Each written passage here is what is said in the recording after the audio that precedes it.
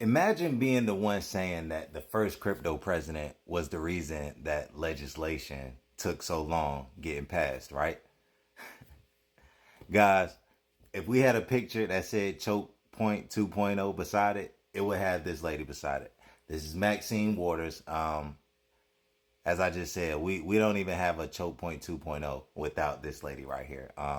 Mind you, she may be a great lady in her personal space, right?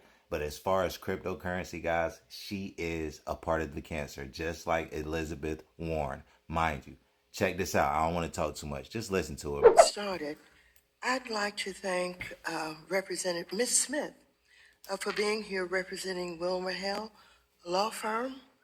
I'd like to send a message to your law firm that I appreciate fighting back against Trump, who's attempting to strip the law firm from their security clearances. Many of our law firms are weak and spineless, and they are succumbing to his threats, and they're cutting deals that are not in the best interest of this country or these people or the people. So I thank you for being here. Let me just start by saying I must highlight over 2 days, Americans lost 6.6 trillion due to Trump's failed tariff policies. But as Americans wonder how they will afford retirement or afford groceries, Trump is sitting pretty. In 1 year, he has doubled his wealth through various crypto schemes and is using the power of the president to make himself richer. Ladies and gentlemen, members of this committee, you know that Mr. McHenry and I worked in a bipartisan way to try to come to some consensus about the guardrails that were needed to protect our investors as it relates to crypto. But this committee is helping Trump. Last week, this committee voted to make him the king of crypto by passing legislation that lets him corner the market on stablecoins, kick George Washington off the dollar, and make his own stablecoin U.S. legal tender instead of stopping this grift. You enable it, Mr. Chairman. We need to stop Trump before he takes any steps further on crypto legislation. In just 1 year, Ms. Thornton, I'd like to direct this toward you. President Trump has doubled his wealth from 2.3 billion to 5.1 billion. His fraudulent meme coin lost investors $2 billion, while he and his family pocketed at least $350 million. His complex well of companies and revenue, including the Trump meme coin, his decentralized finance platform, World Liberty Financial, pending stablecoin, and Bitcoin mining venture, have all massively contributed to his wealth.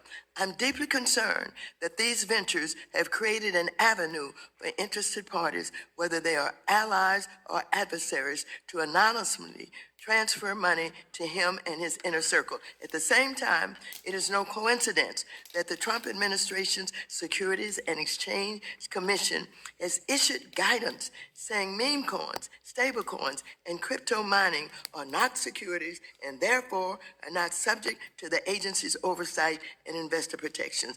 Additionally, this week, the Department of Justice dismantled the National Cryptocurrency Enforcement Team and directed the Market Integrity and Major Frauds Unit to cease crypto enforcement and not charge regulatory violations in cases involving digital assets such as violations of the Bank Secrecy Act.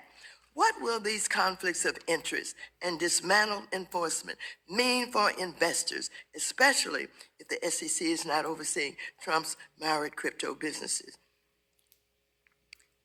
Thank you for the question, Congresswoman Waters.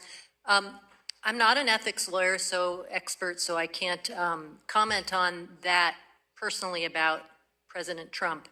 But it is definitely true that this industry continues to have thefts, frauds, hacks, and that should be very concerning because it raises a lot of risks. And unfortunately, excuse me, sure. Do you think the President of the United States should own crypto and mine coins and interfere with us while we're negotiating on stable coins and trying to get guardrails? Do you think the president should be doing that?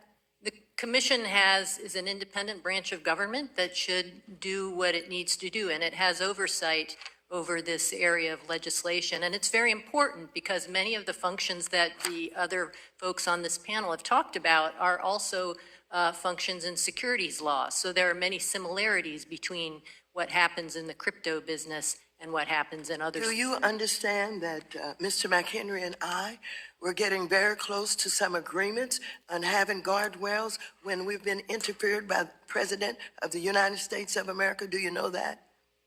I wasn't aware of the interview, but I was aware of the legislation, yes.